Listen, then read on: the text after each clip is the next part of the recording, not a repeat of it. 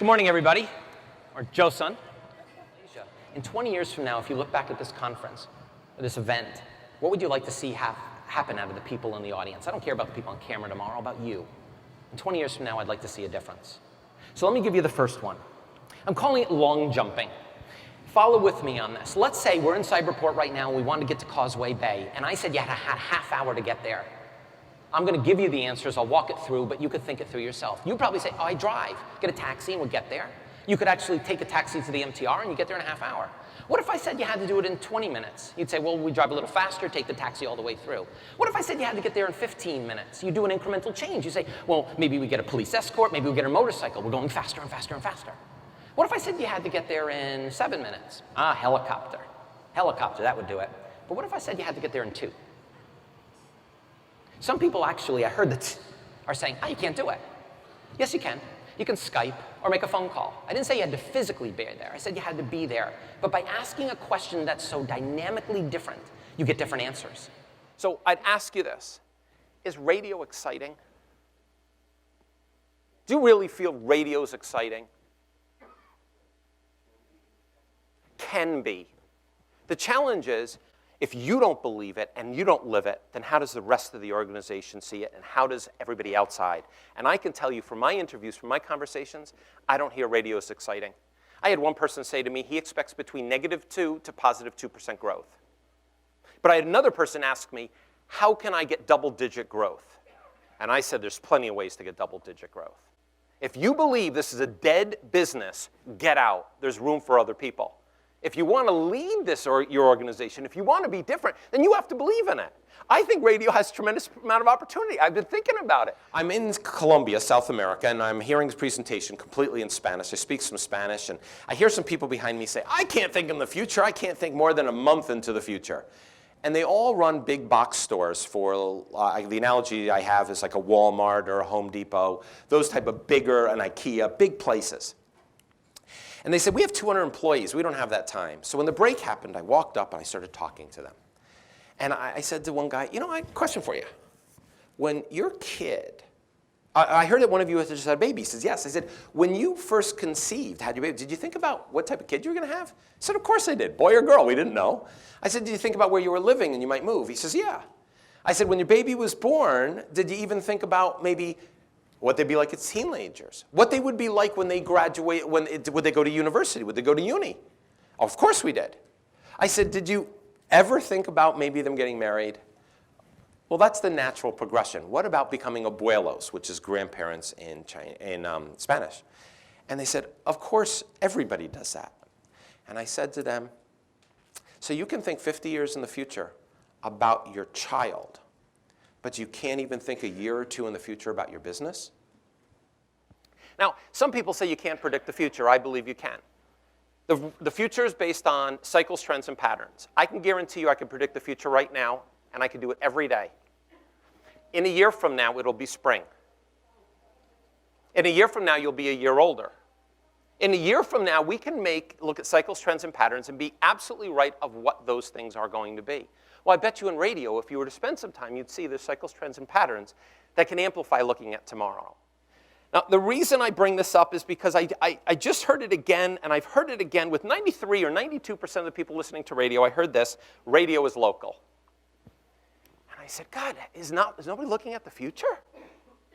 See, radio is local if you're old. If you are a millennial, what is local? Global.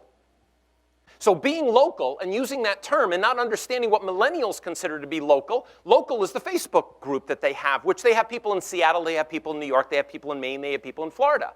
So are you going to be local and meeting the needs of the future? Think outside the box.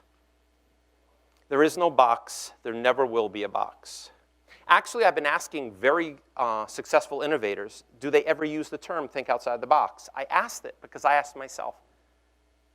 I never use the term think outside the box. I never say to myself, I've got to think outside the box. As in reality, great innovators think in the box. What we do is we build a whole life set of experiences, coming to NAB and learning about radio, being on a Maersk shipping liner, working in San Francisco, and being around experiences. So when we have a challenge or an opportunity, we create a set of criteria, and we start pulling and putting them in the box. We modify them, toss them out, and put them in the box again. And we modify them again, and we put them back until we find something that's new and creative. I was just with the head of KPMG's innovation, and he said, that's exactly what I do. I always thought I was doing it the other way. But what we're doing is we're sitting down and saying, what are our life's experiences? That's what we pull from. We pull from that trip to Bangladesh. And we say, how can we use jugad, that's an Indian term, to become more innovative? We pull from different places so that we can be innovative. So I challenge you in your organization, if you are going to tell your people to be innovative, prove that you're innovative. And normally what they do for competitive analysis, they go get someone else's product and they bring it in and they say, this is what the competition is looking at, we're going to be innovative. Realize a product that's on the shelf was somebody came up with that 2 or 3 years before. That's not today. That's innovation of yesterday. It's called win by a nose. Now I want you to picture this. You've all gone to a racetrack, I know that, or seen one on television, and you've seen the horses get into the stall, ready to go, and then you have them all kicking and moving, and the gun goes off. And the horses take out, and they go down to the first turn, and they're neck and neck. They're going down about around the corner, and they're going to the second turn, and they're neck and neck. And down that back stretch, the horses start to spread out. Some move ahead, some move behind. It's back and forth. You never know what's going to happen. They get to the third corner, and they start to pull out, and you see some pulling ahead. You get to the fourth turn, and now they're going down that final stretch. And you've seen it happen. There's actually a phrase that everybody knows because it's that photograph finish. And the horse won by a nose. What happens if you lose by a nose? Let's say you're in sales. Let's say you're responsible for growing membership or securing loans or helping people with their portfolio. And you lose by a nose in the sale. How much of the sale do you lose? The whole thing.